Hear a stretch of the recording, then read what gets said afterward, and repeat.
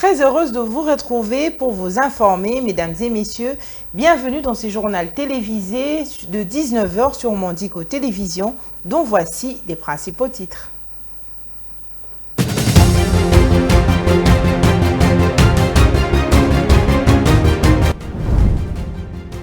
Au moins 16 personnes ont été tuées dans la nuit du mardi à mercredi lors d'une attaque attribuée aux rebelles des forces démocratiques alliées ADF au Nord Kivu.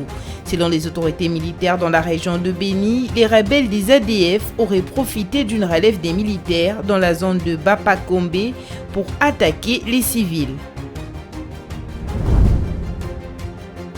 Les consultations menées actuellement par le speaker de la Chambre basse du Parlement ne remettent pas en cause le travail de l'informateur reconnu par la Constitution en son article 78.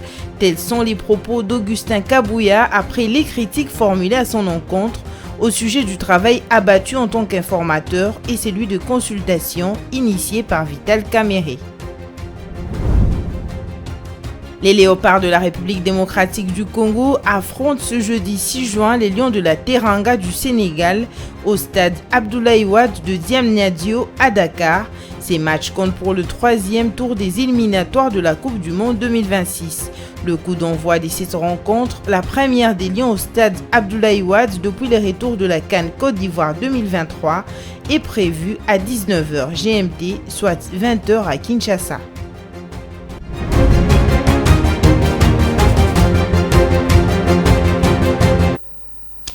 Une fois de plus, bonsoir. Je l'ai annoncé dans les titres de ce journal, 16 corps découverts dans les villages de Massaou, situés dans les secteurs de Benimbao, territoire de Béni, au Nord Kivu, après une nouvelle attaque perpétrée par les rebelles des forces démocratiques alliées ADF en sigle le mardi 4 juin dernier.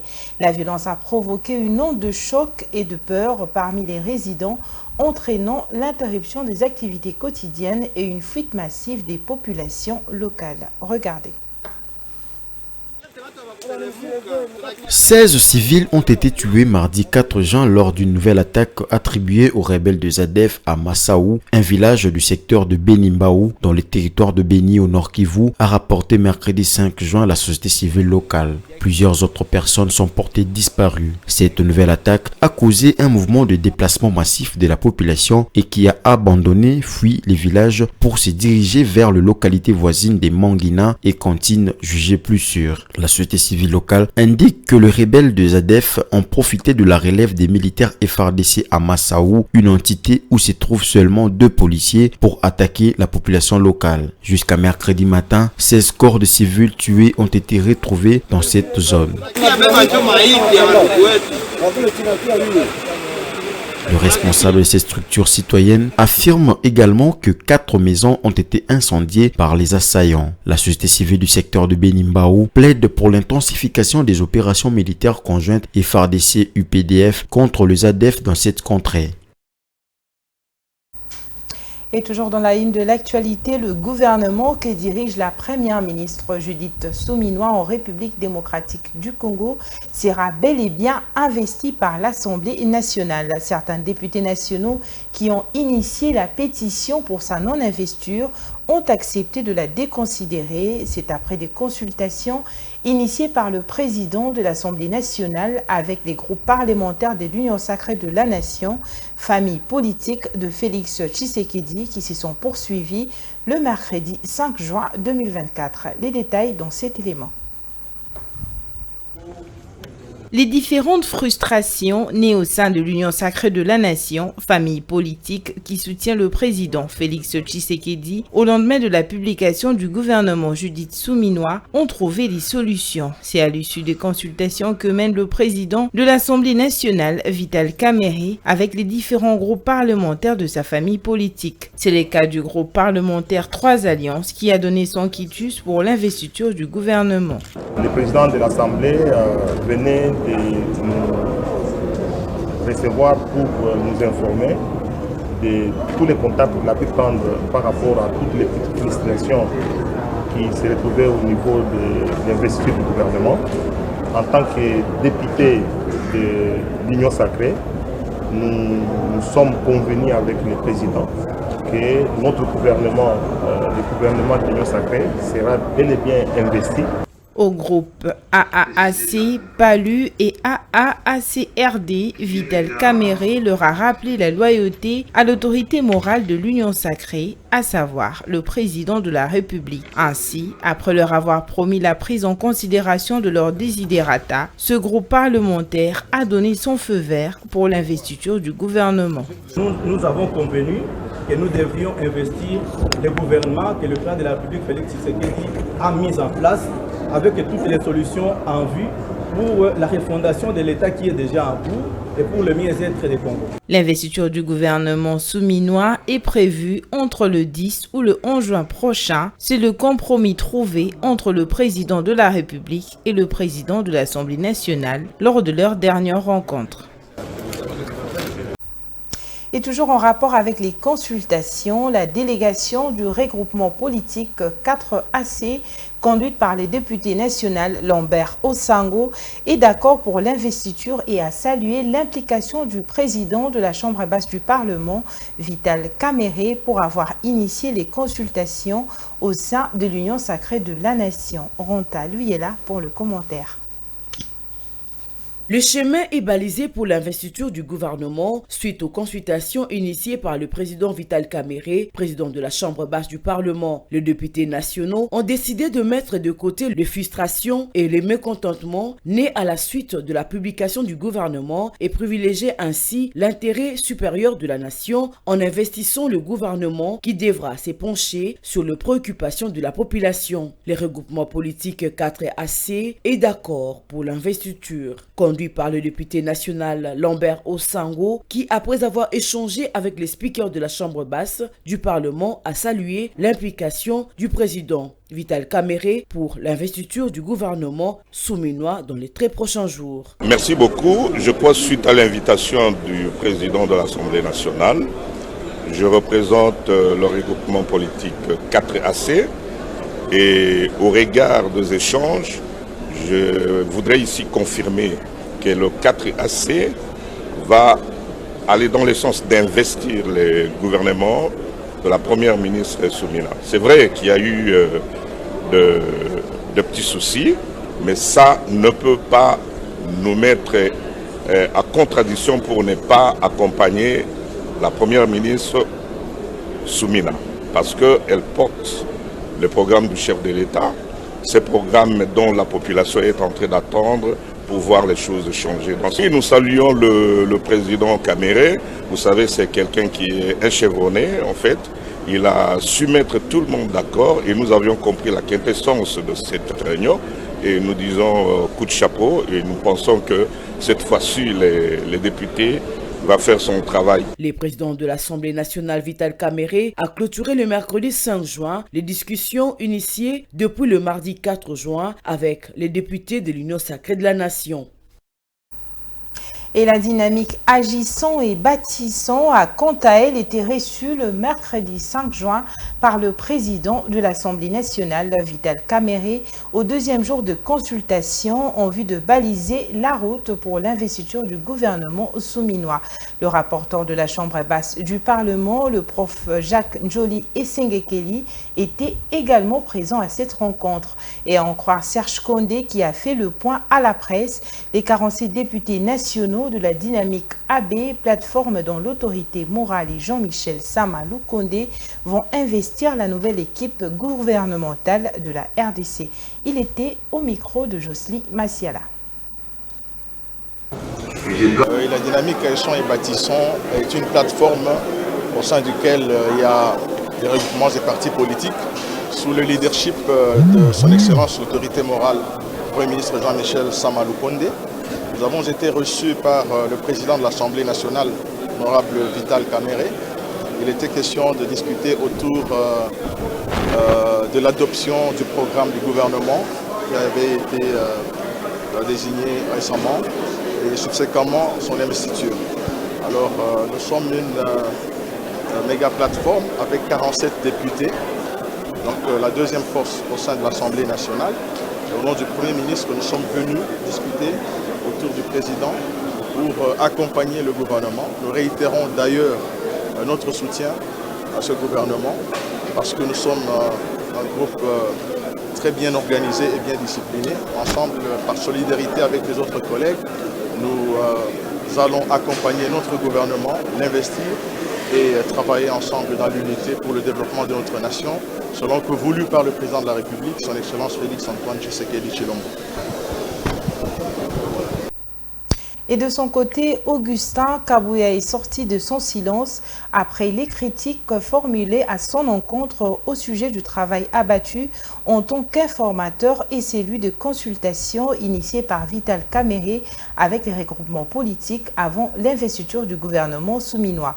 D'après les secrétaires généraux de l'UDPS, l'Union pour la démocratie et le progrès social, les consultations menées actuellement par le speaker de la Chambre basse du Parlement ne remettent pas en cause le travail de l'informateur reconnu par la Constitution en son article 78. Regardez.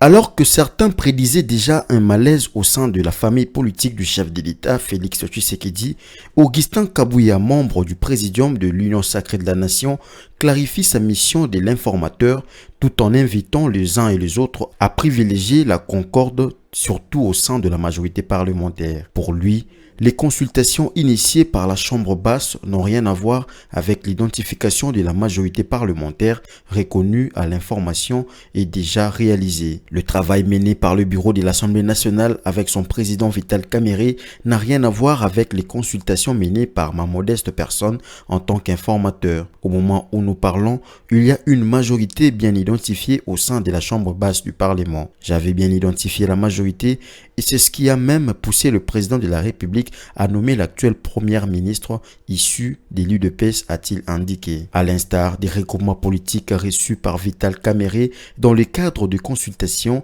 Augustin Kabouya donne lui aussi son quitus pour l'investiture du gouvernement souminois. Il s'y est dénoté qu'après 2 jours d'intenses consultations, les députés nationaux, via le bureau définitif de l'Assemblée nationale, ont finalement donné leur quitus pour l'investiture de l'équipe gouvernementale dirigée par Judith Tuluka souminois. Jusque-là, la date précise pour l'investiture n'est pas encore officiellement arrêtée. À l'issue de l'échange avec le chef de l'État à la Cité de l'Union africaine, Vital Kamerhe a évoqué la date du 10, soit du 11 juin prochain.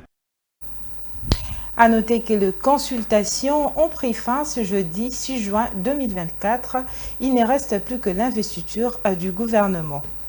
Dans un autre chapitre à présent, les policiers de la circulation routière de la ville de Mbuji-Mayi, au centre de la République démocratique du Congo, sont appelés à faire leur travail de contrôle de police d'assurance avec professionnalisme auprès des conducteurs d'engins roulants. C'est l'appel du commissaire supérieur adjoint de la police au Kasaï oriental, lancé le mercredi 5 juin 2024 au cours d'une parade hebdomadaire tenue avec ses hommes. Les détails dans cet élément. Le groupe moins est rangé.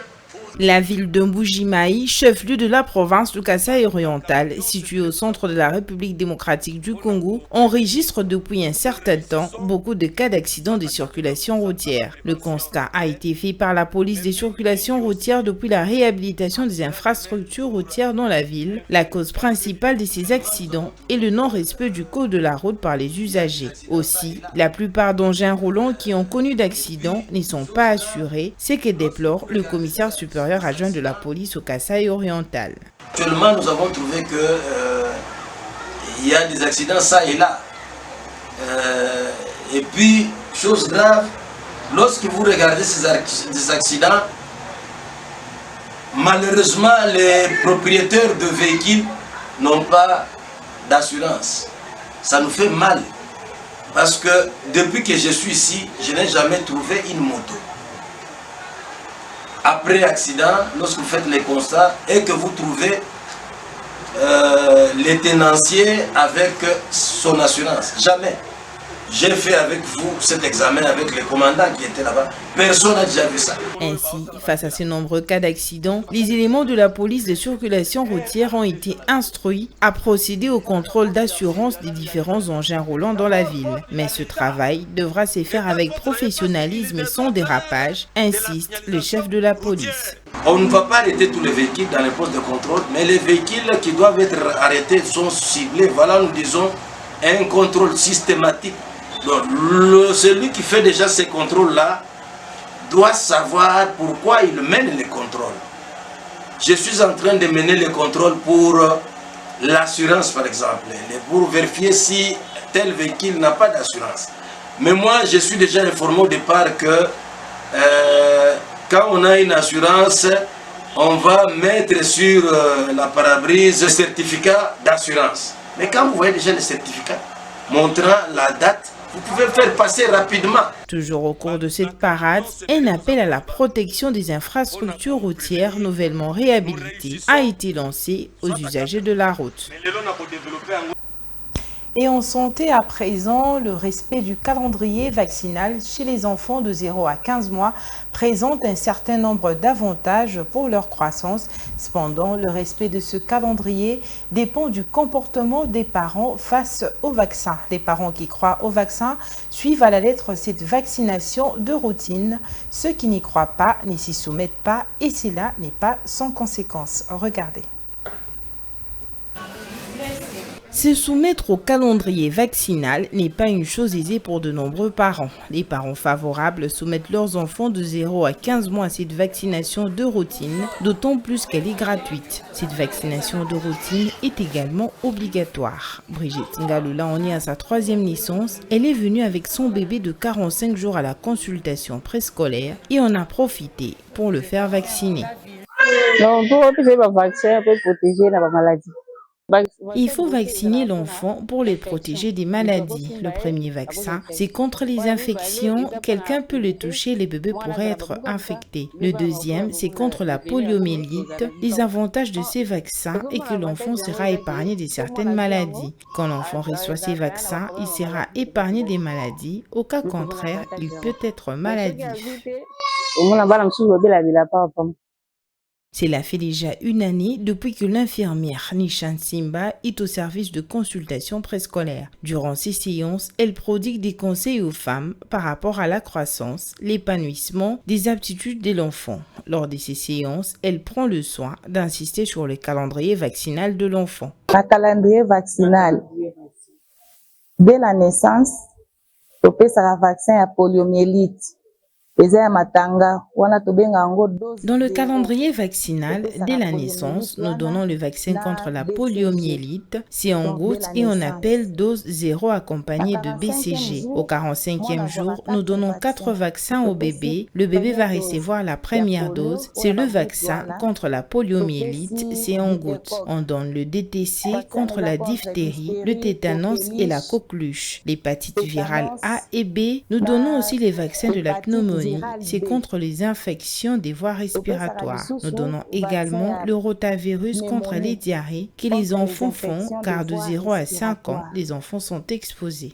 Rotavirus, diarrhée de 0 à 5 ans, exposés. Si certains s'y soumettent sans se faire prier, d'autres par contre refusent catégoriquement de faire vacciner leurs enfants. Ces réfractaires au vaccin avancent plusieurs raisons, notamment les convictions religieuses. Mais ces comportements n'est pas sans conséquence. Les enfants qui ne sont pas vaccinés courent plusieurs risques sanitaires. Dr Jeannette Massolo a souligné l'importance de la vaccination pour les enfants. Ce vaccin, tout d'abord, est très important pour les enfants parce que le vaccin permet à ce que dans le système immunitaire, le vaccin lutte efficacement contre les infections qui peuvent attraper les enfants. Les bienfaits de ces vaccins-là aide à protéger les enfants contre les différentes maladies dangereuses. Comme nous le disons, de 0 à 5 ans, les enfants sont exposés à plusieurs maladies. Outre la vaccination de routine, les autorités sanitaires congolaises organisent également des campagnes de vaccination de porte-à-porte qui concernent même les enfants de 0 à 59 mois. Tout cela dans le but de renforcer les systèmes immunitaires des ces petits Congolais.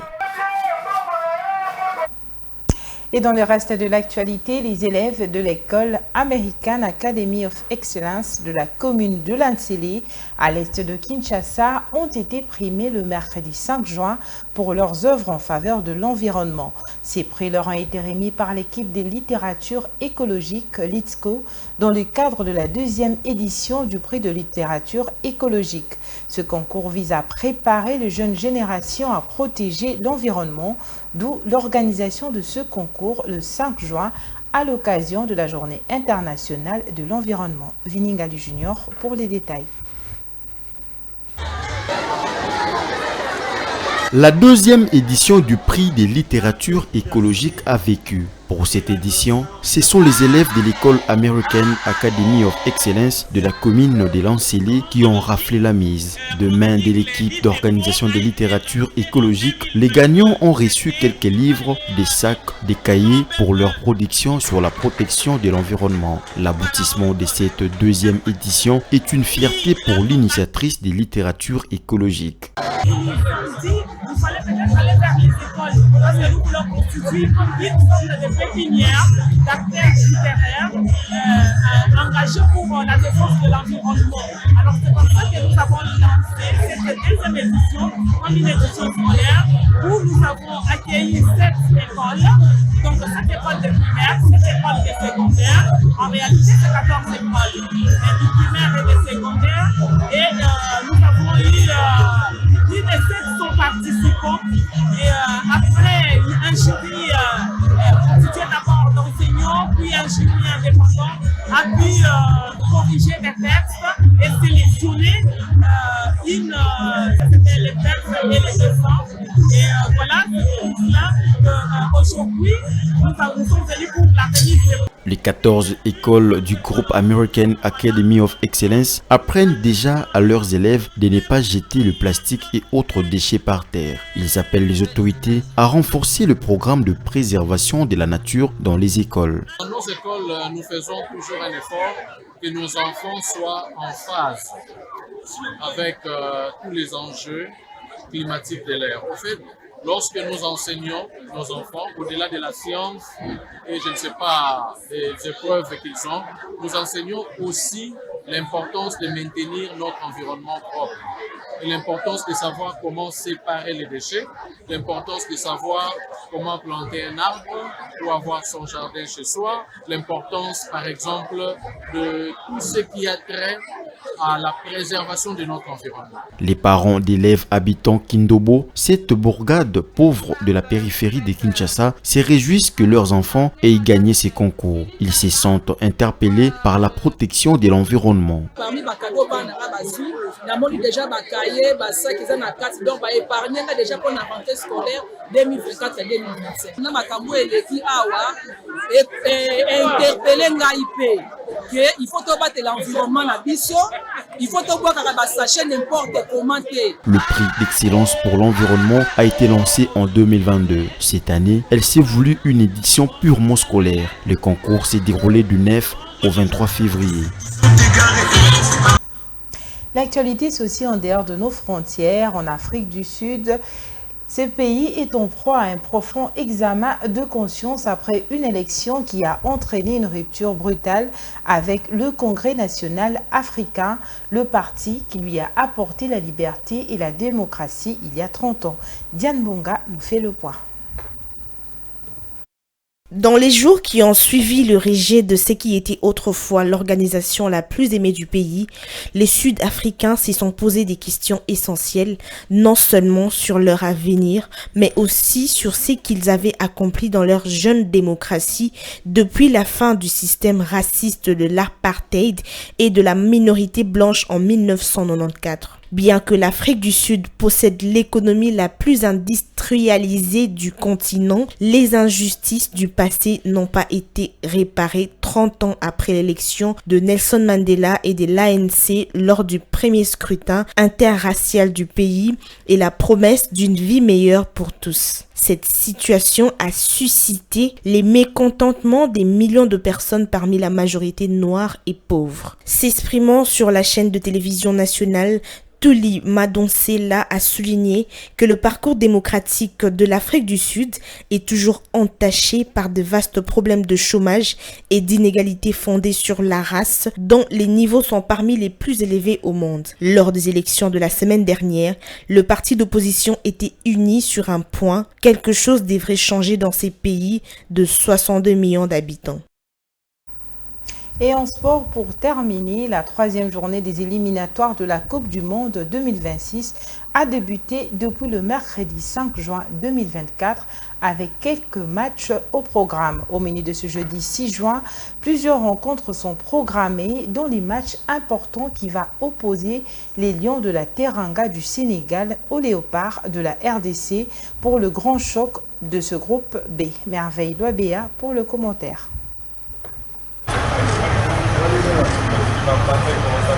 La rencontre est prévue à 20h juste, heure de Kinshasa, au stade Abdoulaye Wade, 50 000 places dans la ville de Dakar.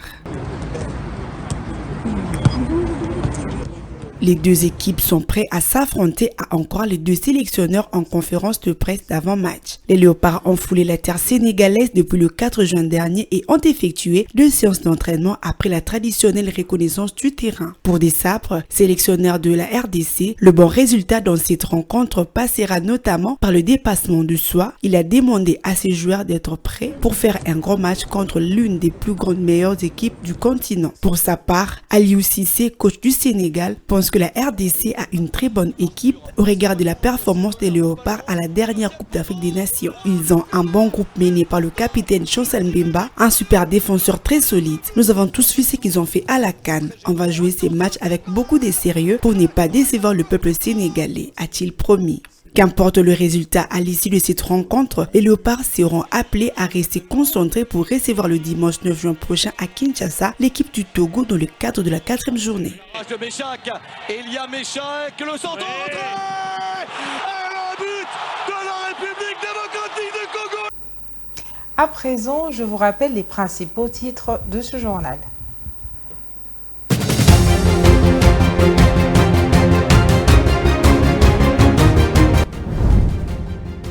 Au moins 16 personnes ont été tuées dans la nuit du mardi à mercredi lors d'une attaque attribuée aux rebelles des forces démocratiques alliées ADF au Nord Kivu.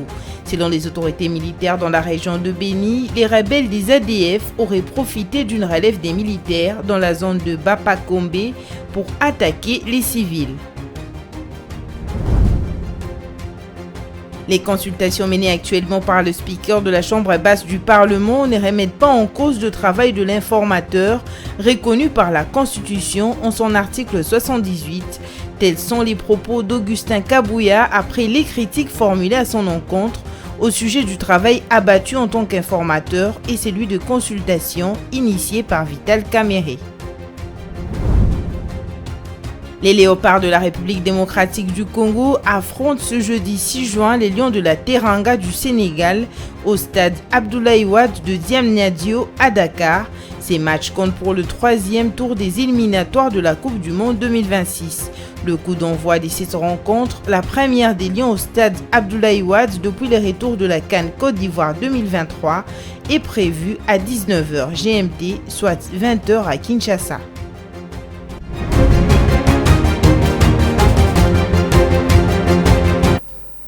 Voilà, ce journal est complètement terminé. Retrouvez la prochaine grande édition demain, vendredi à 19h. Quant à moi, je vous dis à très bientôt et très bonne suite de programmes sur Mondico Télévision. Une pensée en écrit. Bonsoir chez vous.